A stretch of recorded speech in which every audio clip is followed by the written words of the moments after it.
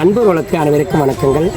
இந்த குரல் பதிவு எதுக்குன்னு பார்த்தீங்கன்னா 2024ஆம் ஆண்டிலே தளபதி விஜய் அவர்கள் ஒரு மாநாட்டிலே கூத்து என்று ஒரு வார்த்தையை பயன்படுத்தியிருந்தார். அந்த கூத்து என்னவெல்லாம் செய்யும், சமத்துவத்தை பேசும், சத்தியத்தை பேசும்,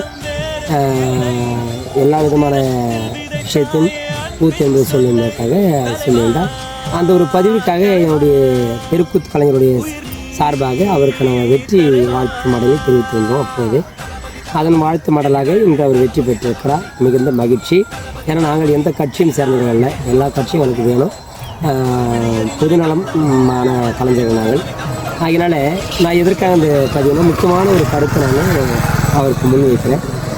முதலாவது நீங்கள் செய்ய வேண்டிய ஒரு கடமை, இந்த மது போதனை செய்யக்கூடிய கஞ்சா போதையை ஒழிக்கணும். எங்கே பார்த்தாலும் கஞ்சா போதையினால் பொதுமக்களுக்கு இடையூறு, எங்களை போல கலைஞர்களுக்கு கிராமத்தில் போய் நாடகம் நடத்தும்போது மிகப்பெரிய ஒரு இடையூறாக இருக்குது. அதனால் தயவு கூர்ந்து கேட்கிறேன், எங்கள் கலைஞர்கள் சார்பாக இந்த கஞ்சா போதையை நீங்கள் கட்டாயமாக ஒழிக்கணும், மாணவ சமுதாயத்தை காப்பாற்ற வேண்டும் என்று இருகரவூட்டி கேட்டுக்கொள்கிறேன். நன்றி, வணக்கம், வாழ்த்துக்கள் தலைவா. எந்த கட்சியை சேர்ந்தவர்களும் மாபெரும் மேதைகளும் பேசாத ஒரு செயலை, பேசாத ஒரு பேச்சை முதல் மாநாட்டில் இளைய தளபதி விஜய் அவர்கள் பேசியிருக்கிறார்கள். அதை கேட்ட உடனே எங்களுக்கெல்லாம் மனசில் ஒரு பெருத்த சந்தோஷம், எல்லா கூத்தாடிகளுக்கும் பெரிய சந்தோஷம். ஏன்னு சொன்னால் அவர் சொன்னதை போல் கூத்து என்பது மிக ஆக சிறந்த ஒரு கலை. அது சாதாரண கலை அல்ல.